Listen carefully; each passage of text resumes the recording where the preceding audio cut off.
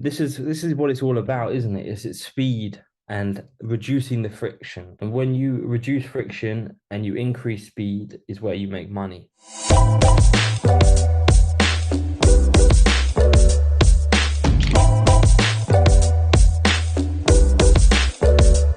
Building in public, something that we have seen through the likes of people like Sam Parr from The Hustle that was acquired by HubSpot, who co-hosts a podcast that both Nicholas and I listen to and we really love called My First Million. Other people like that include Steph Smith, Banner Bear, and Mr. Beast. So why would someone want to build in public and why would someone maybe not want to build in public? Should we talk about the advantages and the disadvantages and how it could help you and how it could also potentially hold you back? So I think first we should start of how we got the idea of anything talking about it. The only reason I got the idea about building in public is Sam Parr. I listened to his podcast, My First Million, and he has people like he's interviewing people with his co-host Sean, and I thought building in public is quite interesting. Then I found Banabir, which he made some incredible notes of what he was struggling with, what this entire timeline looked like, and that inspired me to actually think about it more in detail. So it definitely holds you accountable.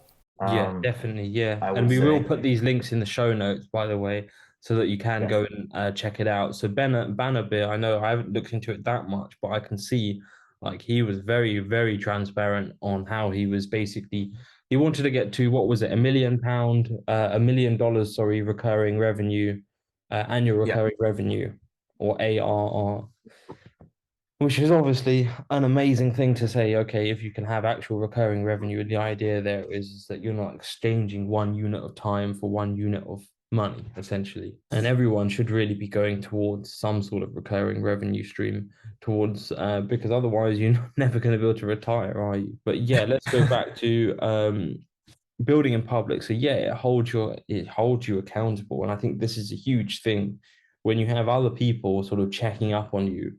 I feel like that is really sort of helps a lot of people because I feel that from when we've grown up, especially in Western society and school and things like that, we're sort of always being told what to do. So when you come out into adulthood and you're in the big bad world or big good world, we should call it, um, or the world full of opportunity, there's no one here telling you brush your teeth every day or anything like that, but it comes down to you. And it can be harder for people sometimes because they're just used to other people telling them what to do, what time to get up, what time to go to school, what time your lesson is, what time to eat, all of this stuff. And then even like when you're younger than that, your parents were telling you when you eventually got into your first job, then your first job, your second job, your third job, they all dictated this. But to bring it into your own sort of hands and do it is something that people find tricky. So that's why maybe having a public audience, not it doesn't even have to be a specific individual. It's more so like that you're just putting yourself out there. No, it's highly unlikely someone's going to actually message you and be like, "Oh, you said you were going to do 10 cold emails today and you didn't do it." That's unlikely, especially if you like with Banner there and things like that, where it's just a website. And I'm not sure. I mean, maybe you know a bit more if people can actually pitch in and message the guy and say, "Look, you're not doing what you said you was going to do." I think it's more of a personal thing to say you're putting yourself out there. Now you're accountable, and now you have some sort of I don't know what the yeah, just holding yourself accountable, right? So you actually get the work done. Yeah, you actually make a good point. None of those people who built in public said anything what they are going to do. I think this is one of the key things I just realized they did not do. What they did, and I think building in public, and this is what it comes down to, I think, it's not necessarily about the public, it's more about you just document it online so you and other people have access to it if they want to. for example, me, I was interested in Bannerbeer because they brought it up through Steph Smith. She is also like, it's all about startups. Just to clarify here, Bannerbeer is a SaaS company. Steph Smith, she is a also like a coder, like a indie hacker. So for And people that don't know, what is SaaS? What is a SaaS company? it's a software as a service. What Google, what's a good example? Google Workspace. That's what we just talked about before recording, or Zoom. This is all a service that's being provided.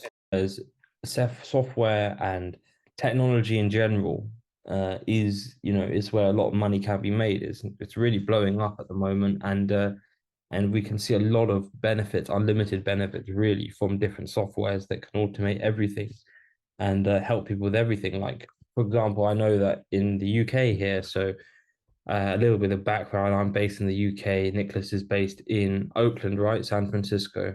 Yes. Yeah. Here, we've recently had, in the last year or so, a software come up called Booksy, which basically allows people to book their haircuts from a time slot through their phone rather than turning up to the hairdresser and waiting. And I've seen it personally. If you are waiting there and you're next in lines, people may come up and they'll say, "Oh, there's a couple of people in the queue. I'm going to leave and go somewhere else." And in many, many towns, you see that in fact there's two, three, four, five hairdressers or barbers within a very close vicinity, maybe like a 5 minute walk. So by doing something like Booksy, it helps both the consumer and the the service provider, the hairdressers or the barbers. It helps them both to have more certainty essentially, and it saves a lot of time as well. So you don't have to sit there and wait around. You don't have to block out 2 hours for a half an hour haircut because you think you're going to be waiting there for an hour and a half. People are very picky as well. Like you want to have someone that can actually make you look half decent. And for those of you watching on video, yeah, I need a haircut. I know. Don't worry, I am well aware of it. And but yeah, you want to go to like the guy, your regular person essentially. And by having a software like that, really does provide value. And this is where we can see that you or anyone else can make a software, document it as you're building it, and also learn off other people that have documented it and then build up a software that can help millions of people. Yes.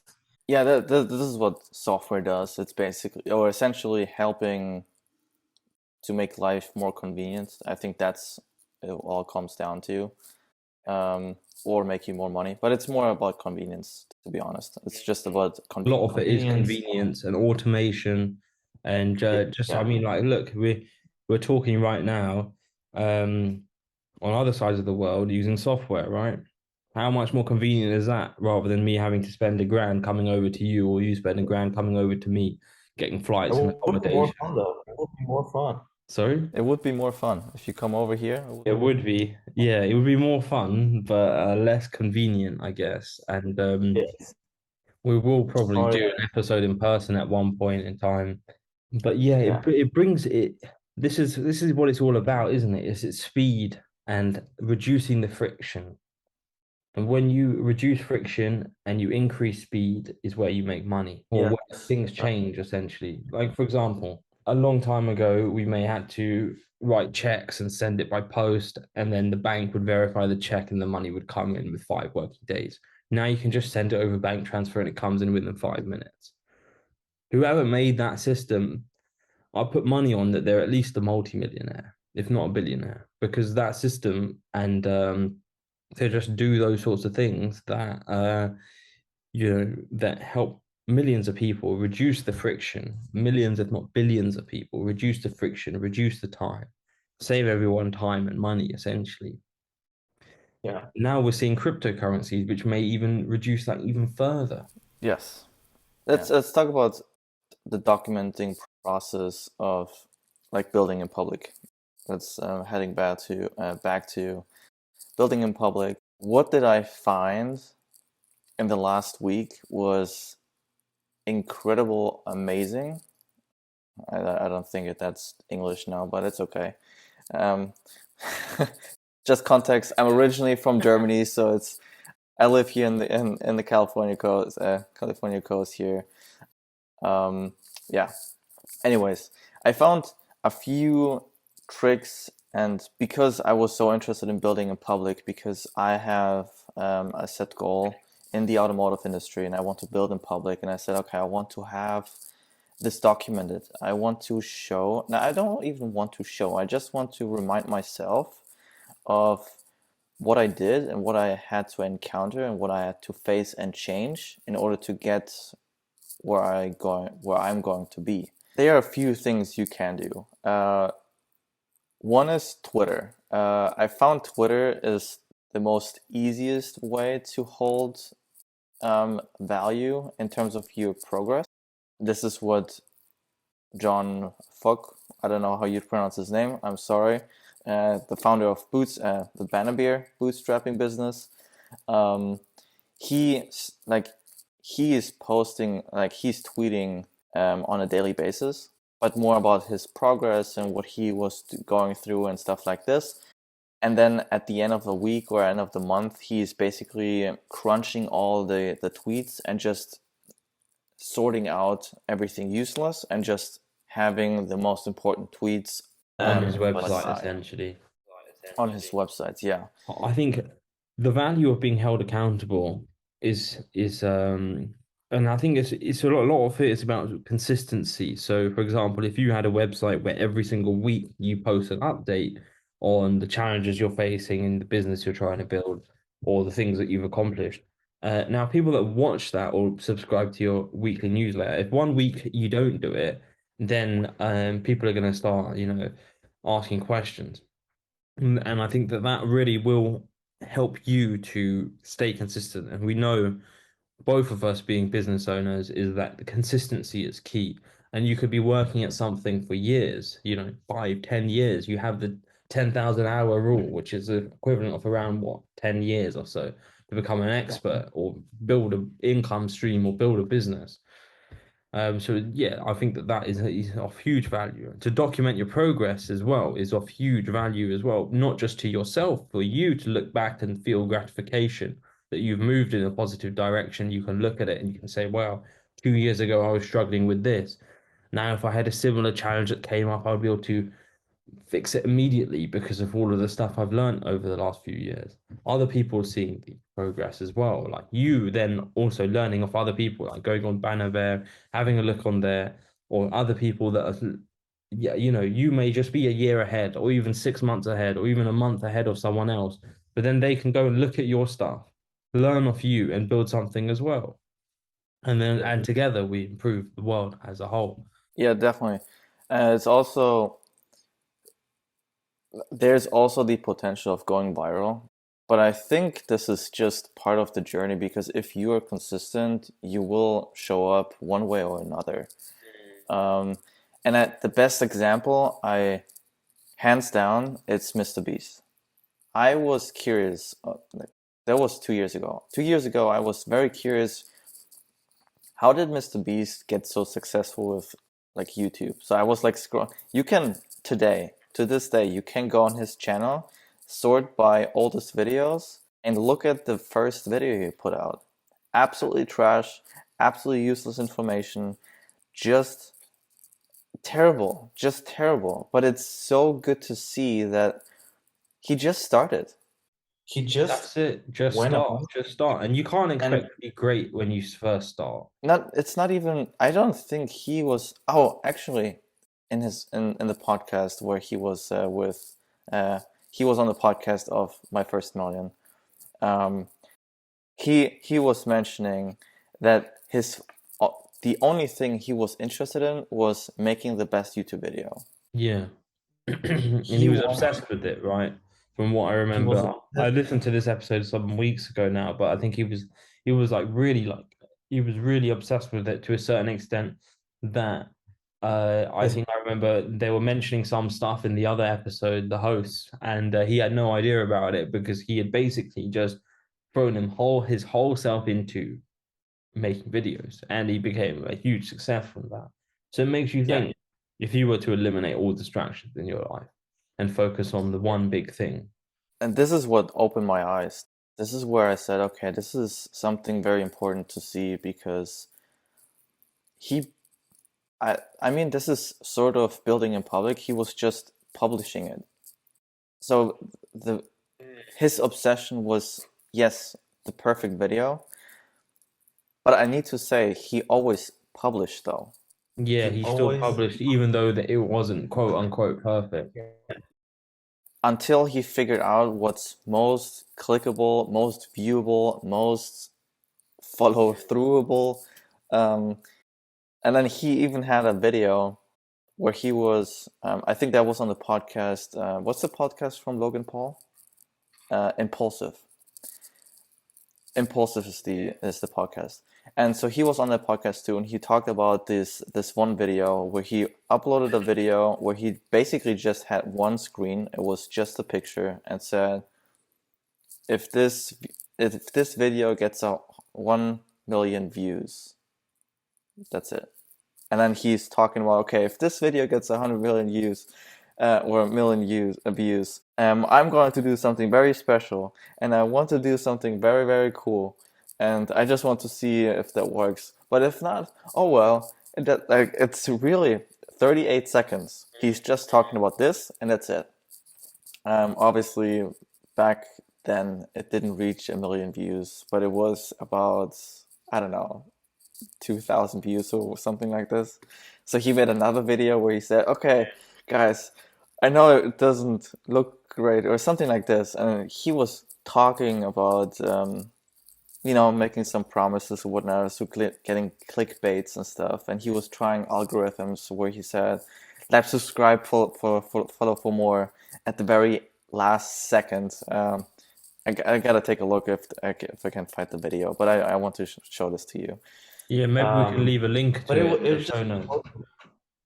Yeah, and that just showed me he tried. So he is obsessed with the perfect video, but he publishes it and then he views it and he's reflecting on, okay, And I didn't think get there's a any massive traction. lesson to be learned there, really, is because we are at least in the from what I saw growing up in the UK and in school, it was sort of a mentality that you want to show that you're perfect without showing any effort.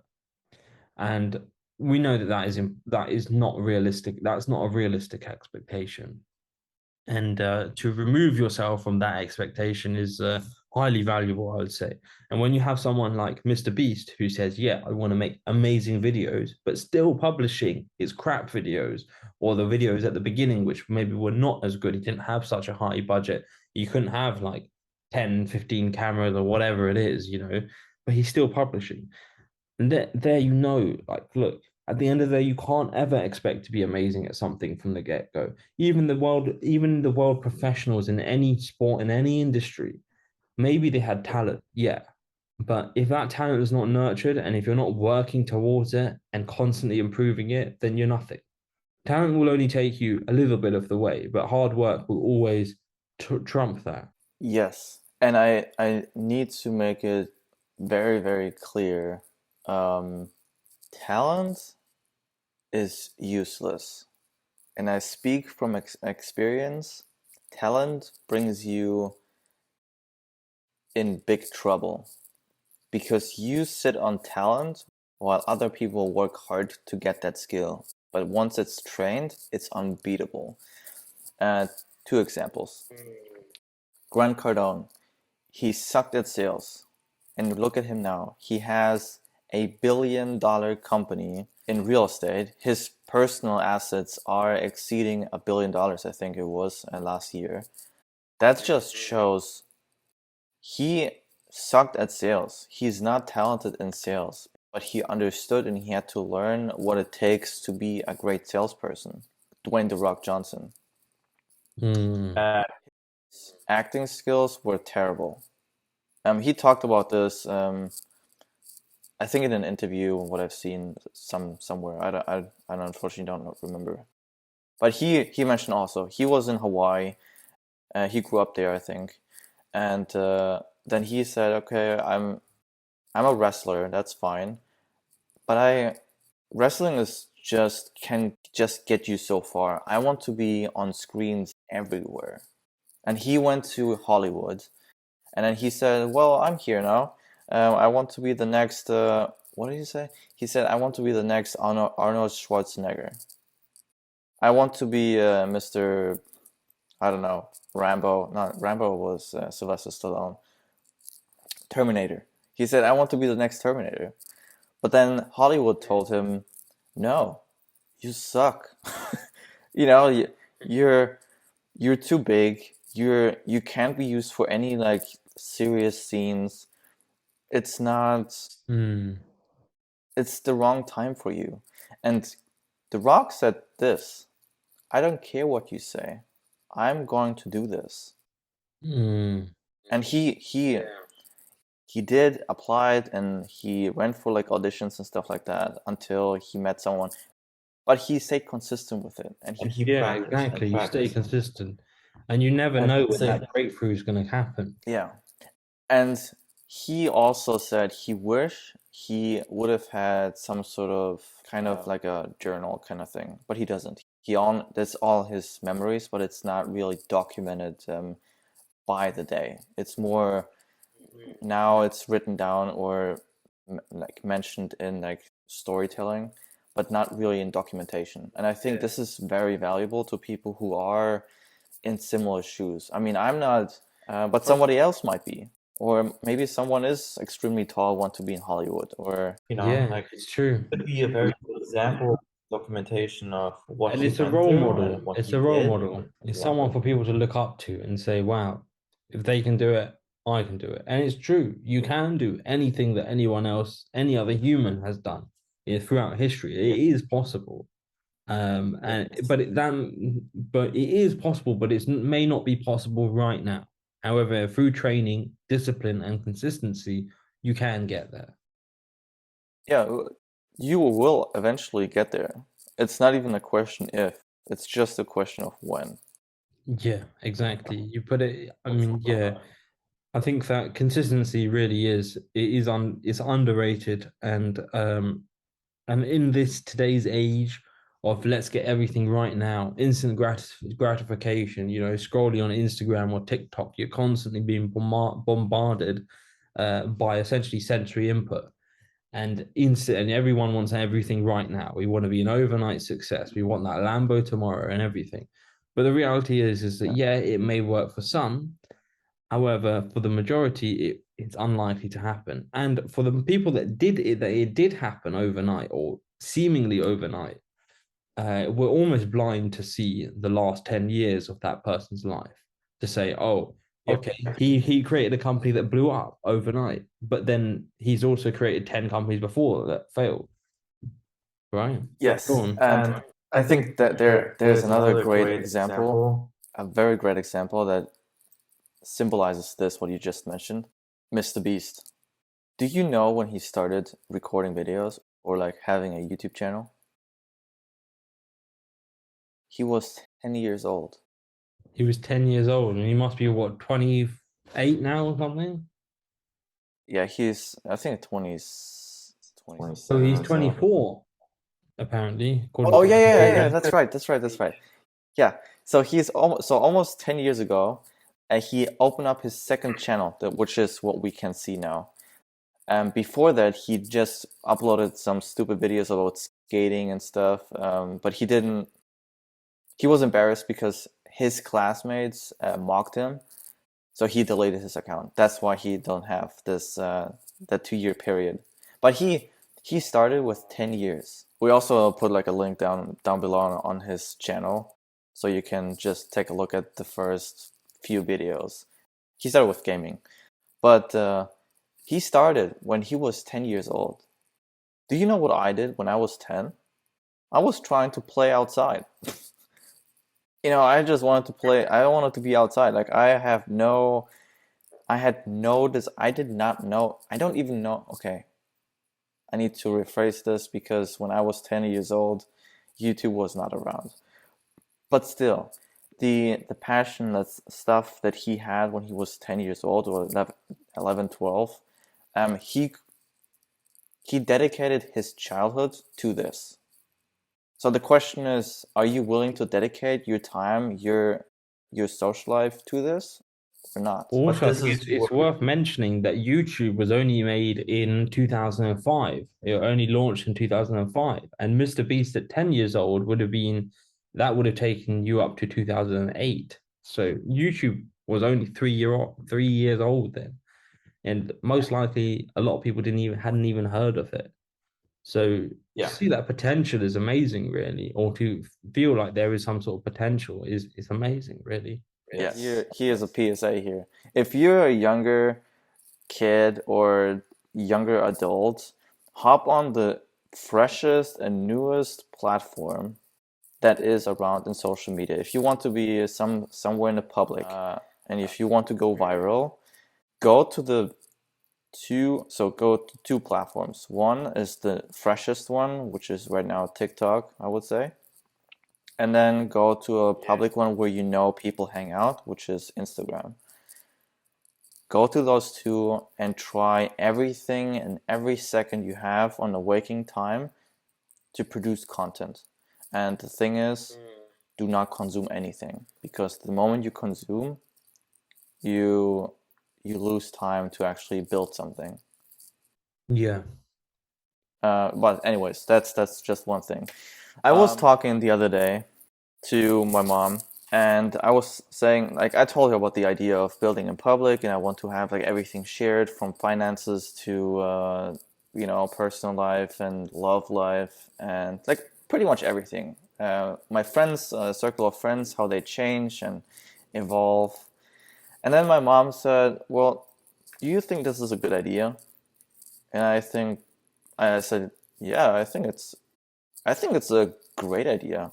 First, I see what I did. Second, if I slack today, I can see it tomorrow, and I can adjust my, I can adjust my accountability, but also I can inspire people who are in similar shoes. And I think what I discovered is I'm not special.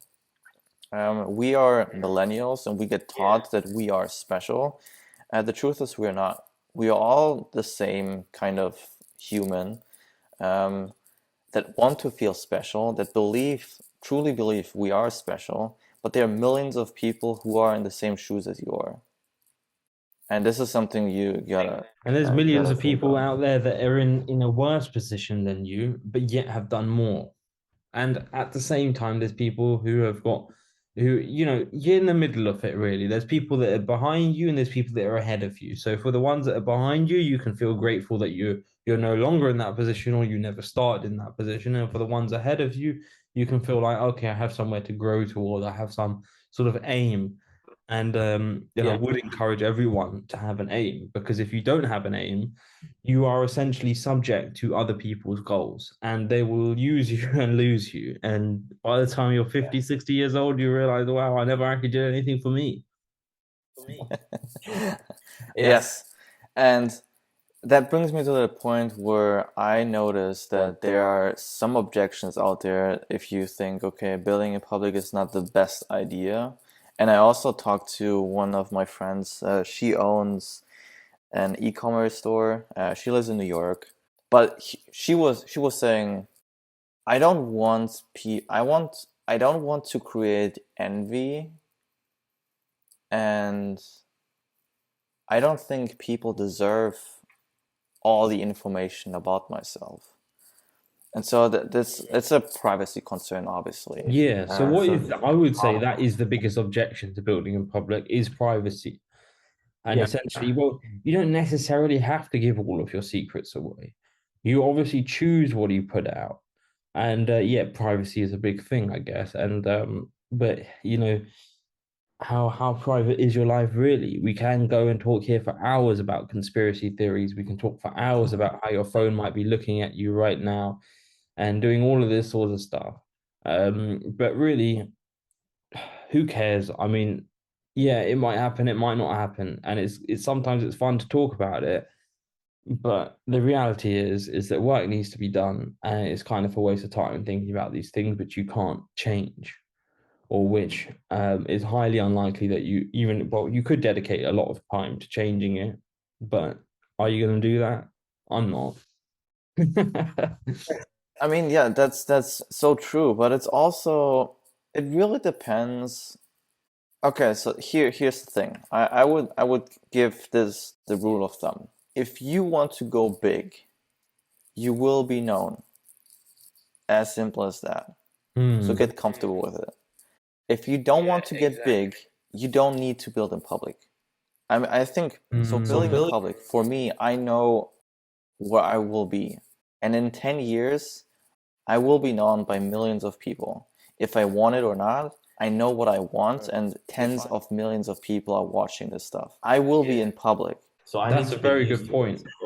That's a very good point. If you want to do something great, you're probably going to be known. And if you don't, Yeah. there's no reason to build in public.